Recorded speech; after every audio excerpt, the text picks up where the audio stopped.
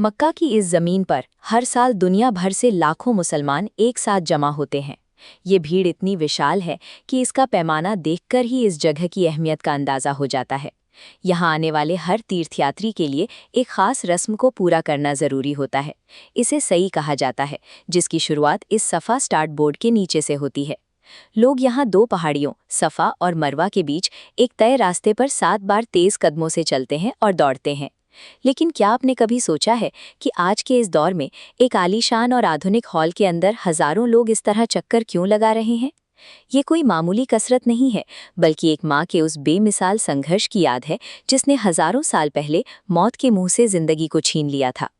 आज जहाँ ये शहर जगमगा रहा है, हजारों साल पहले वहाँ कुछ भी नहीं था।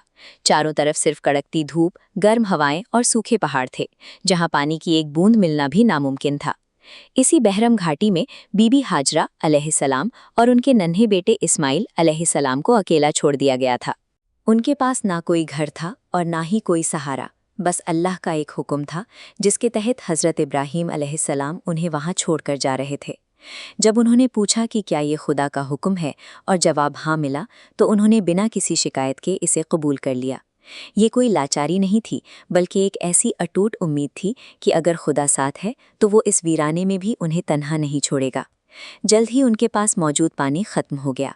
नन्हा इस्माइल प्यास की शिद्दत से तड़पने लगा और एक माँ के लिए अपने बच्चे को इस हाल में देखना बर्दाश्त से बाहर था।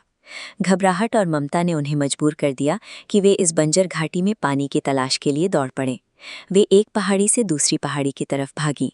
7 बार उन्होंने सफ़ा और मरवा के बीच ये फासला तय किया ताकि कहीं से भी मदद या पानी की कोई झलक मिल जाए। जब जिस्म जवाब देने लगा और इंसान के हाथ में कुछ नहीं बचा, तब कुदरत का करिश्मा हुआ। फरिश्ते के इशारे पर सूखी ज़मीन फट गई और वहाँ से पानी का एक तेज सोता बह निकला। इस चश्मे के फूटने ने उस बेजान रेगिस्तान को जिंदगी बसाने के काबिल बना दिया।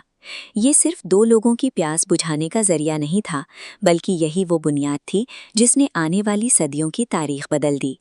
जहाँ पानी होता है, वहाँ जिंदगी लौट आती है। रेगिस्तान के मुसाफिर और कबीले इस चश्मे के पास रुकने लगे और धीरे धीरे एक वीरान वादी एक जिंदा बस्ती में तब्दील हो गई।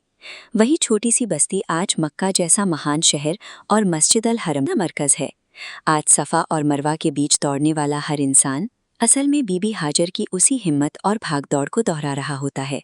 उनका ये सफ़र हमें सिखाता है कि जब इंसान अपनी पूरी कोशिश कर लेता है और उसका भरोसा खुदा पर अटूट रहता है, तो पत्थर से भी पानी निकल सकता है।